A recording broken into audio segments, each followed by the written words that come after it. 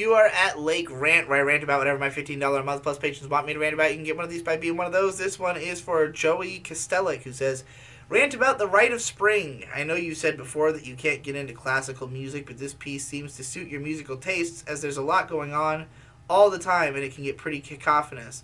It's not a simple piece. If you only listen to Mozart and Beethoven, it's easy to think all classical music is boring. In reality, the genre is so wide and has so many styles within it that I think there's something for everybody. You don't have to listen to the whole thing, but at least listen to the first 7 or 8 minutes." So I remember listening to that. I mean, it was a little while ago, but it made me think about classical music in general. And it's funny because there's stuff like the famous Beethoven songs and stuff that are more structured and more sound like songs. That's not really what I tend to think of when I think of orchestral. I think of more like big, involving, fucking story pieces, essentially, like operatic kind of stuff.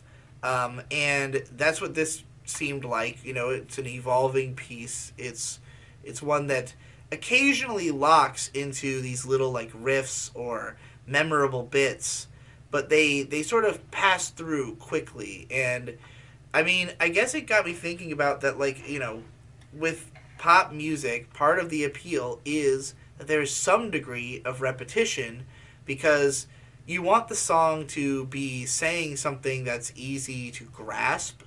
The complexity is essentially garnished on something more simplistic with almost all rock and pop music. Even if we're talking about prog, it's rare that prog songs don't repeat anything, that there's not heavy amounts of repetition, and even they might just be transitioning from riff to riff in a pastiche, but it's rare that you would have a prog song that so thoroughly goes in the direction of an ever evolving track and emotional storytelling. So a song like this, yes, it has some dense and complex moments that are musically interesting, or obviously have a lot of just compositional strength to them. There are some moments that are yeah, that's a cool little ditty right there. But after listening to this for a few minutes, I just started to tune it out. I just straight up stopped paying attention. And I think one part of that is, again, the lack of repetition. This is music that is really meant to be just sat and listened to with nothing else going on.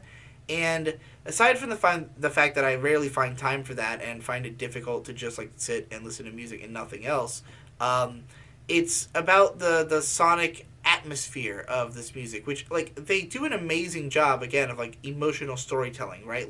You can write songs that put you in a mood that no matter what instruments you're playing the song with, you can create a captivating, evolving, emotional landscape. And orchestral does that well by having so many instruments.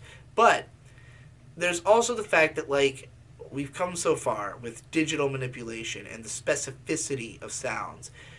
Instruments can make a lot of very specific sounds, and there's been tons of experimentation, and we've come a long way with what we can do even with those. But at the same time, listening to a classical orchestral piece, they tend to sound pretty similar. And I think in my mind, it kind of just becomes white noise, just orchestral noises. I don't have that much of an ear for these instruments. I grew up listening to no orchestral at all.